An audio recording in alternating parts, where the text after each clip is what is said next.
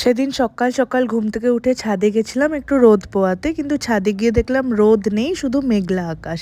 কিন্তু আমার মনে ছিল বিশাল ফুর্তি, কারণ আমার বাড়িতে অনেক দূর থেকে লোকজন আসবে। সেই জন্য আমি এত সকাল সকাল রান্না কমপ্লিট করে ফেলেছি। এমনিতে তো খুব সকালে আমার ঘুম ভাঙে না, বাট লোক আসার আনন্দে ঘুম ভেঙে গেছে। আর রান্না করব সেই জন্য তাড়াতাড়ি ঘুম থেকে উঠেছি। ফার্স্টেই বানিয়ে নিয়েছিলাম লাল লাল ঝাল ঝাল মাটন, সাথে মাছ, ডাল, পটল ভাজা। খাওয়ার গল্প তো হলো, এবার বলি আমাদের বাড়ি কে এসেছিল। নর্থ বেঙ্গল থেকে আমার এক দিদা আর আমার খুব সুন্দরী ছোট্ট মতো একটা বোন। প্রায় 4 বছর পর বোনের সাথে আমার দেখাও অনেক বড় হয়ে গেছে। এদেরকে দেখলে মনে হয় আমার বয়সটা কত বাড়ছে। যাই হোক, খাওয়া দাওয়া শেষ, বিকেলে ওদেরকে নিয়ে গেলাম একটু ঘুরতে। একদম টাইম ছিল না, ওরা ওদিনই বাড়ি চলে যাবে। তাই কাছাকাছির মধ্যে দক্ষিণেশ্বর, তাই ওদেরকে দক্ষিণেশ্বর নিয়ে গেলাম। আমি ছোট থেকে বহুবার নর্থ বেঙ্গল গেছি। ওখানকার লোকজন খুব ভালো হয়, খুব ডিসেন্ট হয়। আমার মায়ের অনেক রিলেটিভসের বাড়ি আছে, সেখানে গেছি। আমার কাকির বাড়ি গেছি। ওখানকার লোকজন না আলাদাই হয়, বাট হ্যাঁ, সবাই কিন্তু ভালো হয় না।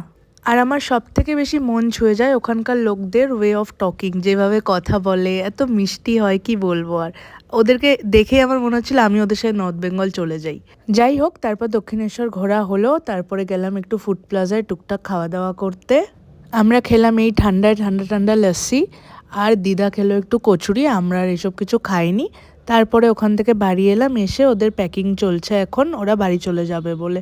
এই টাইমটায় আমার যা কষ্ট হচ্ছিল, আমি যখন ভিডিওটা এডিট করতে বসেছি আমার তখনও কষ্ট হচ্ছে এটা ভেবে যে ওরা সকালেই এলো, বিকেলেই বাড়ি চলে গেল। ওরা অ্যাকচুয়ালি এসেছিল দুর্গাপুরে আমার মামা বাড়িতে, তো সেখান থেকেই চলে যাওয়ার কথা ছিল। বাট দিদা বলল এত দূর যখন এসেছি, কলকাতায় এসে তোকেও একটু দেখে যাই, নাহলে তোর সাথে দেখা হবে না, খুব খারাপ লাগবে।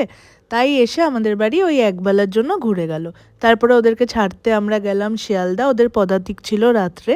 ওখানে গিয়ে একটু কফি খেতে খেতেই ওদের ট্রেন দিয়ে দিল। ওরা টাটা বাই বাই বলে ট্রেনে উঠে চলে গেল।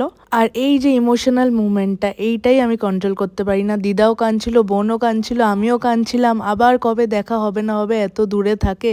কাঁদতে কাঁদতে চোখ মুখ ফুলিয়ে আমি আবার ট্রেন ধরে যাচ্ছিলাম বাড়ির দিকে। আমার প্রচন্ড মন খারাপ হয়ে গেছিল। কি আর করা যাবে, আনন্দ তো ক্ষণিকের, সবাইকে সবার বাড়ি ফিরতেই হবে, এটা ভেবে আমরাও বাড়ির দিকে চলে এলাম। আর সেদিনকেই ছিল আমার ভাইয়ের বার্থডে, তাই বাড়িতে এসে দেখলাম সব খাবার দাবার ওরা দিয়ে গেছে, কারণ এত লেট হয়েছে আমরা আর যেতে পারিনি। এই খাবারগুলো দেখে আবার আমার মনটা একটু ভালো হলো। তাহলে আজকের মতো টাটা, তোমরা ভিডিওটা এনজয় করো।